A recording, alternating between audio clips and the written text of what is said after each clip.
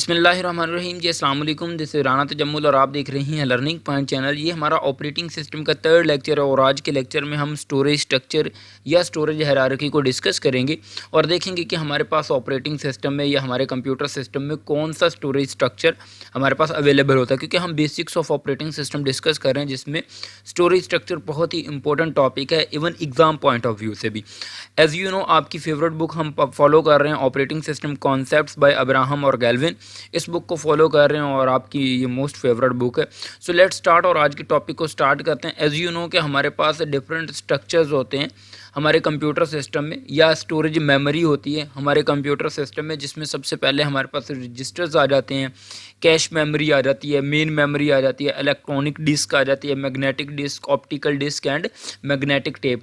There are multiple devices जो कि हमारे पास कंप्यूटर सिस्टम में यूज़ होती हैं हमारे पास डेटा को क्या करने के लिए, सेव करने के लिए या कंटेन करने के लिए।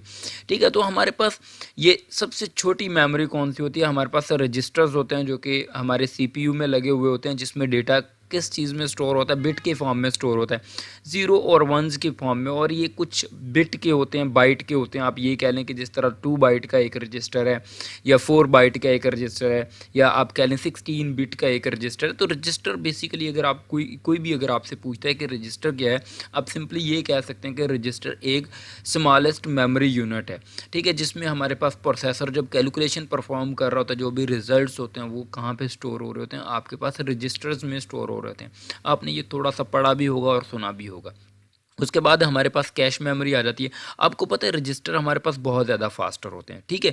उससे थोड़ी सी बड़ी हमारे पास होती है कैश मेमोरी या कैशे मेमोरी, जो कि रजिस्टर से बड़ी होती है और प्रोसेसर से थोड़ी सी फार जो है, थोड़ी सी दूर लगी हुई होती है, ठीक है। ऑन द चिप भी हमारे पास कैशे हो सकते हैं, क्योंकि कैशे के भी लेवल होते हैं, L1 cache, L2 cache, L3 cache. तो आप ये कह सकते हैं कि हमारे पास कैशे जो होती है हमारे पास ये CPU से थोड़ी सी फार होती है, इसलिए ये हमारे पास रजिस्टर से स्लो होती है। और जो कैशे का साइज़ होता है ये रजिस्टर से थोड़ा सा बड़ा होता है। एज़ यू नो कि आपके कंप्यूटर सिस्टम में कैशे मेमोरी जो है वो हो सकता है 2 MB की हो, 3 MB की हो। तो जैसा कि मैंने रजिस्टर बताया कि रजिस्टर तो आपके पास 16 बिट के, 32 बिट, 64 बिट, है ना। तो मतलब छोटी अमाउंट में होते हैं, बहुत छोटा साइज़ होता है। तो हमारे पास अगर कैश मेमोरी की बात करें तो ये MBs में होते हैं। तो MB अगर हम KB के हिसाब से बात करें, या बिट के हिसाब से बात करें, तो MB बहुत बड़ा डिजिट है, राइट। तो ये हमारे पास कैश मेमोरी थोड़ी सी बड़ी होती है एज़ कम्पेयर टू रजिस्टर, और ये स्लोअर होती है। किससे? As compare to register. हम अपर लेवल से कंपेयर कर रहे हैं, रजिस्टर से कंपेयर कर रहे हैं कि कैश मेमोरी स्लोअर होती है दैन रजिस्टर।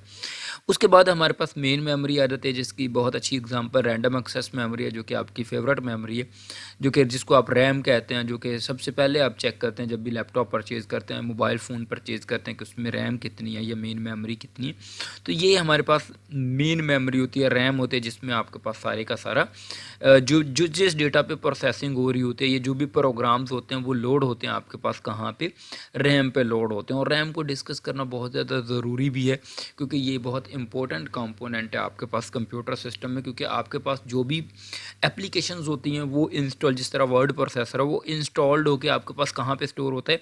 आपके पास हार्ड डिस्क पे या परमानेंट स्टोरेज पे क्या होता है? स्टोर होता है। और जब आप उस पर डबल क्लिक करते हैं या उसको रन करने की कोशिश करते हैं, तो वो आपके पास कहाँ पे लोड होता है? वो मेन मेमोरी में लोड होता है या रैम में लोड होता है, ठीक है। तो ये हमारे पास मेन मेमोरी है, जो कि बहुत ज़्यादा इंपॉर्टेंट है। और उसके बाद ये हमारे पास डिफरेंट हार्ड डिस्क ड्राइव, जिसमें सॉलिड स्टेट ड्राइव है, हार्ड डिस्क ड्राइव भी आप लिख सकते हैं। तो ये हमारे पास परमानेंट स्टोरेज आ जाते हैं, जिसका साइज़ क्या करता जा रहा है? ग्रो करता जा रहा है। आपको ये जो डायग्राम है इससे भी शो हो रहा है कि ये डायग्राम में जो पहला बॉक्स है छोटा है, दैट मीन ये रिप्रेजेंट कर रहा है कि मेमोरी छोटी होती है, उससे बड़ी कैशे, उससे बड़ी मेन मेमोरी। और सिमिलरली सेम फैशन में हम डाउनवर्ड मूव करते हैं। और थोड़ी सी अगर डिटेल देखें तो जैसा कि अभी अभी मैंने बताया कि हम जिस तरह ऊपर को मूव करते जाते हैं, हमारे पास क्या होता है? जो साइज़ है वो क्या होता है? स्मॉलर होता जाता है, स्मॉलर साइज़ होता जाता है, कि रजिस्टर सबसे छोटे होते हैं, फिर इसी तरह कैशे उससे बड़ी होती है, मेन मेमोरी उससे बड़ी होती है। मतलब नीचे को आते हैं तो लार्जर साइज़ होता जाता है, अगर ऊपर को जाते हैं तो हमारे पास साइज़ जो है वो कम होता जाता है मेमोरी का। और इसके अलावा यहाँ पे जैसे लिखा हुआ है एक्सपेंसिव बट फास्टर, कि जिस तरह हम ऊपर को मूव करते जाते हैं हमारे पास जो मेमोरी है वो एक्सपेंसिव होती जाती है, लेकिन वो फास्टर है, ठीक है। जिस तरह रजिस्टर सब, जिस तरह यहाँ पे हम देखते हैं कि हमारे पास इलेक्ट्रॉनिक डिस्क है, ये हमारे पास क्या है, लेस फास्टर है as compare to main memory. Main memory less faster है as compare to cache. Cache is less faster as compare to register. मतलब हम ऊपर को जाते जाते हैं और हमारे पास जो है वो हमारे पास मेमोरी जो है वो फास्टर होती जाती है, क्योंकि हम हार्डवेयर के या सॉरी प्रोसेसर के हम क्या करते जाते हैं, क्लोज़र होते जाते हैं। जितना हम क्लोज़ होंगे अपने प्रोसेसर के उतनी ज़्यादा हमारे पास जो मेमोरी जितनी प्रोसेसर के क्लोज़ होगी उतनी ज़्यादा वो फास्टर होगी। आपको छोटी सी एग्जांपल देता हूँ। जिस तरह आप अपने डेस्क पे बैठे हुए हैं, चेयर है आपके पास और आपके पास टेबल पड़ा हुआ है, उस पे आपने कुछ चीज़ें रखी हुई हैं जो कि आपने इस्तेमाल करनी है ड्यूरिंग स्टडी, राइट। और एक चीज़ है, एक बुक है जो कि आपके पास कैबिनेट में पड़ी हुई है, ठीक है, थोड़ी सी दूर पड़ी हुई है। तो आपको किसको एक्सेस करने के लिए ज़्यादा टाइम लगेगा, ठीक है, जो कि आपके पास दूर पड़ी हुई है। सिमिलरली हमारे पास जो डेटा यहाँ पे पड़ा हुआ है, तो प्रोसेसर यहाँ पे है, अगर रजिस्टर मतलब के पास है तो वो इस जगह पे आएगा, फिर वापस जाएगा, तो उसे टाइम लगेगा। इंस्टीड ऑफ के जो उसके पास डेस्क के ऊपर पड़ी हुई हैं, बिल्कुल पास पड़ी हुई हैं, उसको वो बहुत जल्दी एक्सेस कर लेगा। सो ये जितनी भी बाकी ये मतलब लेवल्स हैं कि हम वो लेवल्स को हमने किसके लिहाज से बनाया कि वो सीपीयू के प्रोसेसर के कितनी क्लोज हैं, ठीक है, उसकी स्पीड के लिहाज से, उसकी क्लोजनेस के लिहाज से और साइज़ के लिहाज से। ये डिफरेंट एस्पेक्ट हैं जिनकी बेस पे हमने क्या किया, इसको कैटेगराइज किया। उसके बाद ये जिस तरह आपको पता है डाउनवर्ड आते हैं, लार्ज साइज़ होता है, एक्सेस टाइम इंक्रीज, कि जिस तरह मैंने अभी अभी बताया कि हमारे पास एक चीज़ कैबिनेट में पड़ी हुई है और एक उस टेबल पे पड़ी हुई है जिस पे आप बैठ के स्टडी कर रहे हैं, तो किसको एक्सेस करना ईजी होगा, जो आपके बहुत ज़्यादा क्लोज़र होगी। तो जिस तरह हम फॉर जाते जाते हैं तो हमारे पास एक्सेस रेट जो है वो टाइम इंक्रीज़ होता जाता है। एक चीज़ रैम से एक्सेस करनी है, एक चीज़ हार्ड डिस्क से एक्सेस करनी है, तो रैम से जल्दी एक्सेस होगी। या फिर एक चीज़ कैशे से एक्सेस करनी है, वो जल्दी हो जाएगी इंस्टीड ऑफ हमारे पास मेन मेमोरी, ठीक है, क्योंकि मेन मेमोरी में ज़्यादा टाइम लगेगा। सो ये हमारे पास डिफरेंट लेवल्स हैं स्टोरेज स्ट्रक्चर के। और इसके अलावा हमारे पास जिस तरह आपको पता है दो तरह की मेमोरीज होती हैं, एक हमारे पास वोलाटाइल मेमोरी होती है और एक हमारे पास नॉन वोलाटाइल मेमोरी होती है। What do you mean by volatile memory and non volatile memory, आप ये पूछना चाह रहे होंगे। तो मैं बताता हूँ, वोलाटाइल मेमोरी हमारे पास वो वाली मेमोरी होती है जो कि भूल जाती है। हम वोलाटिलिटी कहते हैं भुलक्कड़ को, जो भूल जाता है, ठीक है, थोड़े टाइम में नहीं, जब उसको पावर नहीं मिलती, ठीक है। तो आपको पता है हमारे पास रजिस्टर, कैशे मेमोरी और मेन मेमोरी, ये वोलाटाइल मेमोरी है। और उसके बाद electronic disk, magnetic disk, optical disk और मैग्नेटिक टेप वगैरह, ये non volatile memory. Non volatile का मतलब है कि उस पर परमानेंट डेटा स्टोर होता है, और वोलाटाइल का मतलब है कि उस पर डेटा टेम्परेरली स्टोर होता है।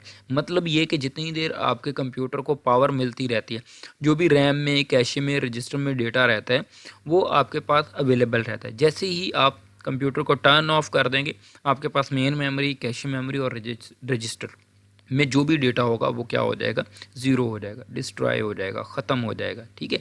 तो जिस तरह यहाँ पे लिखा हो, loss it's content when power is removed, कि हमारे पास वोलाटाइल मेमोरी ऐसी मेमोरी, जब भी आप पावर को रिमूव कर देंगे या पावर को ऑफ कर देंगे, स्विच को ऑफ कर देंगे, तो आपके पास जो भी डेटा होगा रजिस्टर, कैशे और मेन मेमोरी में, वो डिसअपेयर हो जाएगा, वैनिश हो। अगर आप नॉन वोलाटाइल की बात करें तो retain its content even when the power is removed. जिस तरह आपके पास मेमोरी कार्ड में डेटा पड़ा हुआ है या आपके स्टोरेज में डेटा आपकी गैलरी में पड़ा होता है, तो वो नॉन वोलाटाइल स्टोरेज में मतलब कि स्टोर होता है, जो कि आपकी हार्ड डिस्क होती है, ये परमानेंट स्टोरेज होता है। आप उसको परमानेंट स्टोरेज भी कह सकते हैं। आई होप आपको जो है स्टोरेज स्ट्रक्चर की थोड़ी समझ आई है और आप इस एबल होंगे कि आप इसको अटैम्प्ट कर सकेंगे अगर क्वेश्चन आता है। इस हायरार्की को समझना बहुत ज़्यादा ज़रूरी है। इसको समझ लें, ये साथ जो भी टर्म्स लिखी हुई हैं इनको समझ लें, इनको आप अच्छे से एक्सप्लेन कर दें, दैट्स इट, आपका प्रॉब्लम रिजॉल्व हो जाएगा। और ये क्वेश्चन कैसे आता है पेपर में, आपको स्टोरेज स्ट्रक्चर पूछा जा सकता है या स्टोरेज हायरार्की पूछा जा सकता है कि आपके पास स्टोरेज हायरार्की, और इवन सिंगल आपको ये भी पूछा जा सकता है कि रजिस्टर और कैशे में से कौन सा फास्टर है, या एमसीक्यूज में मोस्टली ये आ जाता है।